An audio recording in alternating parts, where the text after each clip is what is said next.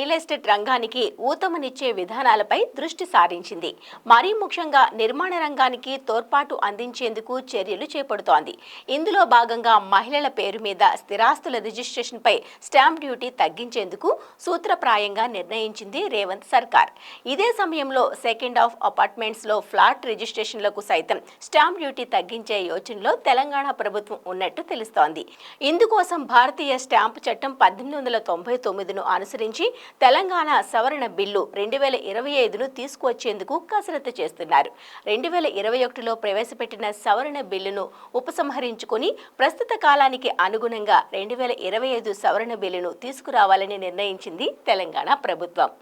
Stamp duty తగ్గించే యోచనలో తెలంగాణ ప్రభుత్వం మహిళల పేరుపై స్థిరాస్తి కొంటే స్టాంప్ డ్యూటీ తగ్గింపు, పాత అపార్ట్మెంట్స్ లో ఫ్లాట్స్ పై స్టాంప్ డ్యూటీ తగ్గింపు 0.5% నుంచి 1% స్టాంప్ డ్యూటీ తగ్గించే ఛాన్స్. సామాన్య ప్రజలను దృష్టిలో పెట్టుకుని నిబంధనలు కట్టుదిట్టమైన రూపంలోకి తీసుకురావడం, కొత్త ఒప్పందాలకు చట్టబద్ధత కల్పించడమే లక్ష్యంగా కొత్త బిల్లును రూపొందించాలని మంత్రి పొంగులేటి శ్రీనివాసరెడ్డి అధికారులను ఆదేశించారు. అలాగే పాత చట్టంలో లేని వాటిని కొత్త చట్టం పరిధిలోకి తీసుకురావాలని అధికారులకు సూచించారు. వచ్చే శాసనసభ సమావేశాల్లో ఈ సవరణ బిల్లును ప్రవేశపెట్టాలని మంత్రి ఆదేశించారు. కొత్త స్టాంప్ విధానం ద్వారా మహిళలకు స్టాంప్ డ్యూటీ తగ్గించే యోచనలో ప్రభుత్వం ఉన్నట్లు తెలుస్తోంది. అంతేకాకుండా పాత అపార్ట్మెంట్లకు స్టాంప్ డ్యూటీ వెసులుబాటు కల్పించే అంశాన్ని రేవంత్ సర్కార్ పరిశీలిస్తున్నట్లు అధికారులు చెబుతున్నారు. ఇదే జరిగితే సొంతింటి కోసం ఎదురుచూస్తున్న సామాన్య మధ్యతరగతి వారికి లబ్ధి చేకూరనుంది. ప్రధానంగా మహిళల పేరు మీద స్థిరాస్తులు కొనుగోలు చేసే సందర్భంలో, పాత అపార్ట్మెంట్స్ లో ఫ్లాట్స్ కొనుగోలు చేసే సమయంలో స్టాంప్ డ్యూటీ తగ్గించడం వల్ల కొంతమేర భారం తగ్గనుంది.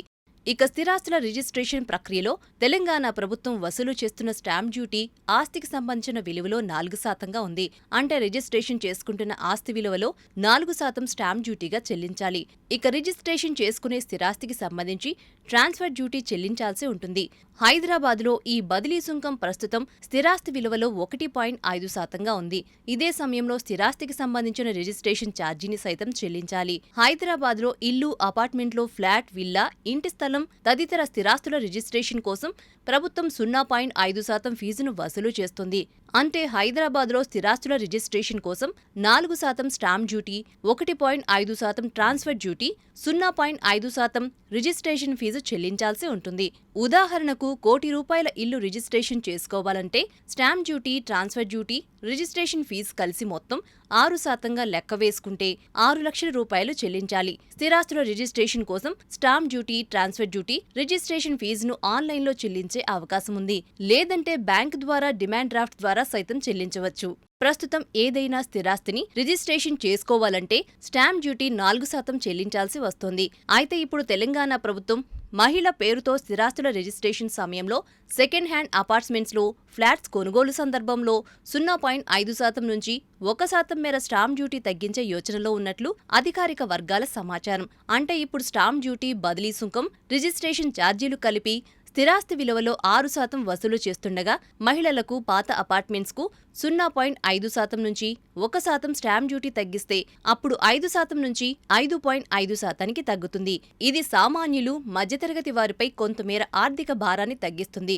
అంతేకాకుండా రియల్ ఎస్టేట్ రంగానికి ఊతమిస్తుందని రియాలిటీ నిపుణులు భావిస్తున్నారు.